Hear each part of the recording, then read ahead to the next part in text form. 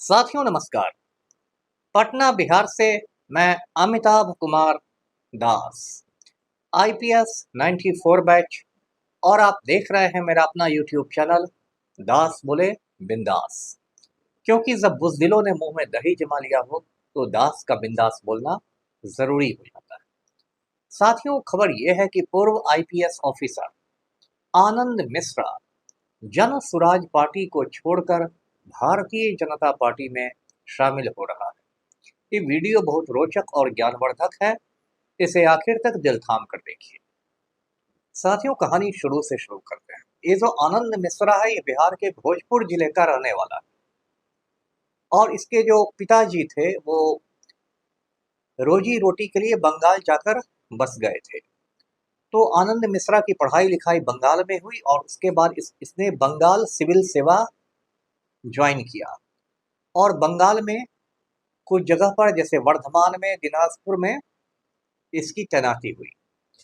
उसके बाद 2011 में 2011 में ये आईपीएस ऑफिसर बन गया और इसे असम मेघालय कैडर मिला।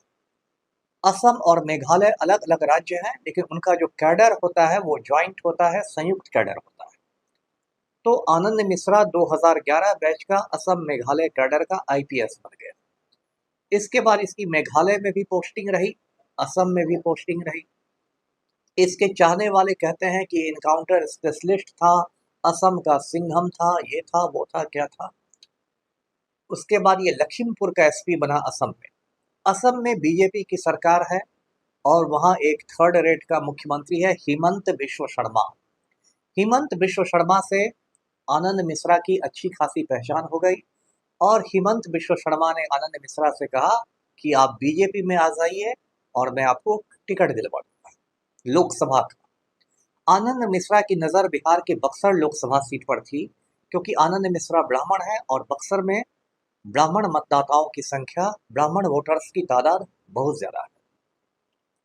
तो आनंद मिश्रा को भी जोश आ गया और जोश में उन्होंने इस्तीफा दे दिया, आईपीएस की नौकरी छोड़ दी और बिहार आ गया। लेकिन पॉलिटिक्स में, राजनीति में किसी चीज की गारंटी नहीं होती है। ऐसा हुआ कि बक्सर से बीजेपी का एमपी अश्विनी चौबे हुआ करता था। बीजेपी ने अश्विनी चौबे का टिकट तो काट दिया, लेकिन टिकट दे दिया मिथिलेश तिवारी को और आनंद मिश्रा मुंह देखता रह गया। अब खुन्नस में आनंद मिश्रा ने पिछला लोकसभा चुनाव बक्सर से लड़ लिया, निर्दलीय उम्मीदवार होकर, आजाद उम्मीदवार होकर, और आनंद मिश्रा को लगभग 50,000 वोट आए। वो खुद तो नहीं जीत सका, लेकिन वोट काट के उसने बीजेपी उम्मीदवार मिथिलेश तिवारी को हरा दिया और बक्सर की सीट आरजेडी के झोले में चली गई। इसके बाद आनंद मिश्रा ने प्रशांत किशोर की जो पार्टी है जन सुराज पार्टी, उसको ज्वाइन कर लिया, जन सुराज पार्टी में शामिल हो गया, जो पिछले साल 2 अक्टूबर को गांधी जयंती के दिन बनाई गई थी। क्योंकि आनंद मिश्रा आईपीएस ऑफिसर रह चुका था, पढ़ा लिखा था, तेज तर्रार था, तो प्रशांत किशोर ने भी इसका स्वागत किया और जन स्वराज पार्टी की जो युवा इकाई है, जो यूथ विंग है, उसका अध्यक्ष बना दिया गया। उसके बाद प्रशांत किशोर के साथ साथ आनंद मिश्रा भी जन स्वराज पार्टी का एक बड़ा चेहरा हो गया और आनंद मिश्रा ने एक बाइक यात्रा शुरू की लगभग 100 बाइकर्स के साथ, और उस बाइक यात्रा का नाम रखा जन सुराज युवा संघर्ष यात्रा। और कहा गया कि बिहार के 20 जिलों से ये बाइक यात्रा गुजरेगी और उसका नेतृत्व आनंद मिश्रा कर रहा था। इसकी बाइक पर भारत का तिरंगा झंडा लगा रहता था और गले में आनंद मिश्रा ने पीला गमछा बांध रखा था। पीला रंग जन स्वराज पार्टी का रंग है। पीला गमछा बांध के आनंद मिश्रा पूरी तरह जन स्वराज के रंग में रंगा गया था। अब अचानक 5-6 दिनों पहले खबर आई कि आनंद मिश्रा ने जन स्वराज पार्टी के युवा इकाई के अध्यक्ष पद से, यूथ विंग के प्रेसिडेंट पद से इस्तीफा दे दिया है और कुमार शांतनु नए अध्यक्ष बनाए गए। हमारे जासूसों ने यह खबर दी कि आनंद मिश्रा की बीजेपी से डील हो चुकी है, सौदा हो गया है। कल मैंने आनंद मिश्रा का एक इंटरव्यू भी देखा, उसमें आनंद मिश्रा ने कहा कि मेरा तो जन्म से ही गेरुआ रंग का खून है, यानी सेफ्रॉन रंग का खून है, मैं तो संघी हूँ, और जो भारत के नालायक प्रधानमंत्री हैं नरेंद्र मोदी, उसकी शान में आनंद मिश्रा ने कसीदे पढ़ दिए कि मोदी की आलोचना नहीं करनी चाहिए, ये वो क्या क्या। तो अब ये बात लगभग तय हो गई है कि 2 से 4 दिन में आनंद मिश्रा भारतीय जनता पार्टी में शामिल होकर राम भक्त बन रहा है, और बताया जाता है कि उसको शाहपुर विधानसभा सीट से बीजेपी टिकट देगी। शाहपुर सीट जो है वो भोजपुर जिले की सीट है, वहां भी ब्राह्मणों की तादाद बहुत ज्यादा है, और अभी वहां से आरजेडी के राहुल तिवारी विधायक हैं, जो शिवानंद तिवारी के बेटे हैं। शिवानंद तिवारी बिहार के मिनिस्टर रह चुके हैं बिहार में। तो राहुल तिवारी भी ब्राह्मण है, और उनकी काट के लिए बीजेपी किसी ब्राह्मण को उम्मीदवार बनाना चाहती है, तो बीजेपी ने आनंद मिश्रा को ऑफर किया और उन्होंने इसको मंजूर कर लिया है। तो पूरा किस्सा यही है।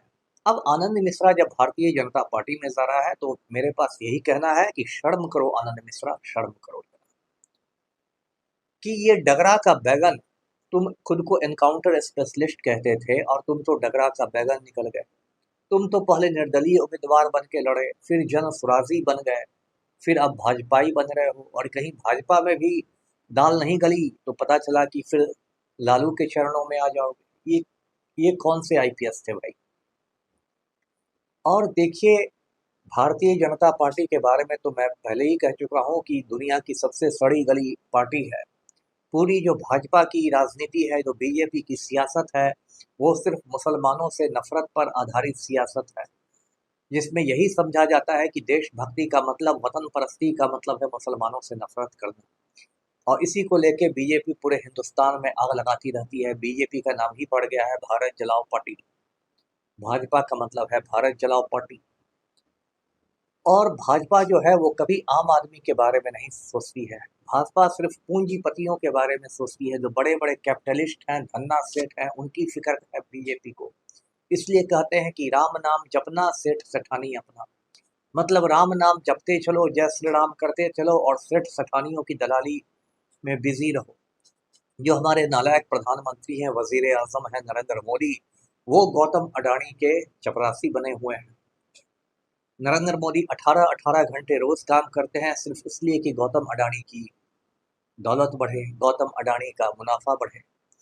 जब मोदी जी प्रधानमंत्री बने थे, उसमें गौतम अडानी दुनिया के रईसों में 624वें नंबर पर था, और मोदी के समय में वो दुनिया के रईसों में तीसरे नंबर पर पहुंच गया। और यदि बीच में हिंडनबर्ग रिपोर्ट नहीं आती और अडानी के घोटालों का खुलासा नहीं हुआ रहता, तो वो दुनिया का सबसे अमीर आदमी बन चुका रहता। इस देश में नरेंद्र मोदी ने सारी चीजें गौतम अडानी के चरणों में डाल दी है, चाहे हवाई अड्डे हो, रेलवे हो, बंदरगाह हो। गुजरात में एक मुद्रा बंदरगाह है गौतम अडानी का, उस पर बराबर मादक द्रव्यों की खेप आती है, ड्रग्स की खेप आती है। और पूरे देश में ये जो है गौतम अडानी, वो मादक द्रव्यों का बाजार बना रहा है, भारतीय युवाओं की जिंदगी बर्बाद कर रहा है। और वैसी सड़ी गली पार्टी में, जिसमें एक से एक लोग हैं, अभी मनोहर लाल धाकड़ भाजपा नेता ने नेशनल हाईवे पर क्या किया है एक महिला के साथ, आप सब जानते हैं। एक बीजेपी का मिनिस्टर है विजय शाह, मध्य प्रदेश में, कहता है कि कर्नल सुफिया कुरैशी आतंकियों की बहन। तो कोई बीजेपी का एमएलए है बाल मुकुंदा चाड़े तिरंगा झंडा से नाक पहुंचता है राजस्थान में। तो कोई ब्रजभूषण शरण सिंह बीजेपी का एमपी था, कुश्ती महासंघ का अध्यक्ष था, वो महिला पहलवानों की छाती दबाता था और बोलता था जय श्री राम। जो इंडिया का होम मिनिस्टर है वो तड़ी पार अमित शाह है। जो प्रधानमंत्री है नरेंद्र मोदी, उसके हाथ गुजरात के दंगों के खून से रंगे हुए हैं। अमेरिका ने कई साल तक मोदी को इसलिए वीजा नहीं दिया था क्योंकि मोदी ने गुजरात में दंगे कराए थे। बीबीसी ने डॉक्यूमेंट्री बताकर पूरी दुनिया को बता दिया कि मोदी ने गुजरात में दंगे कराए थे। बीबीसी के उस डॉक्यूमेंट्री पर हिंदुस्तान में बैन है। गुजरात के ईमानदार आईपीएस संजीव भट्ट ने कोर्ट में एफिडेविट देके कहा कि मोदी ने दंगे कराए थे, तो संजीव भट्ट को बर्खास्त कर दिया गया, जेल भेज दिया गया। तो इस देश में एक दंगाई आदमी गौतम अडानी का चपरासी, डोनाल्ड ट्रंप का चपरासी प्रधानमंत्री बना हुआ है। और उस सड़ी हुई पार्टी भाजपा में आनंद मिश्रा जा रहा है, ये तो चुल्लू भर पानी में डूब मरने वाली बात है। असली बात यह है, जो मैंने एनालाइज किया है, कि आनंद मिश्रा जो है वो एक कट्टर ब्राह्मण है। इसको ब्राह्मणों के अलावा कुछ नहीं दिखाई देता है। इसने बक्सर से चुनाव लड़ा क्योंकि बक्सर में ब्राह्मणों की बहुत बड़ी तादाद है। ये शाहपुर से चुनाव लड़ेगा क्योंकि शाहपुर में ब्राह्मणों की बहुत बड़ी तादाद है। ये जन स्वराज पार्टी में गया था क्योंकि प्रशांत किशोर पांडे ब्राह्मण जाति से आता है। ये जो है आनंद मिश्रा, ये कट्टर ब्राह्मण है। ये जनेऊ जिहाद करता है। जनेऊ जिहाद का मतलब है हिंदू धर्म के नाम पर, राष्ट्रवाद के नाम पर ब्राह्मणों का वर्चस्व स्थापित करना, ब्राह्मणों की हुकूमत लाना। तो आनंद मिश्रा जनेऊ जिहादी है और ये अब बीजेपी में आके राजनीति करेगा। तो मैं आनंद मिश्रा पर लानत मलामत भेजता हूँ। इस वीडियो को शेयर कीजिए, चैनल को सब्सक्राइब कीजिए। धन्यवाद। जय हिंद।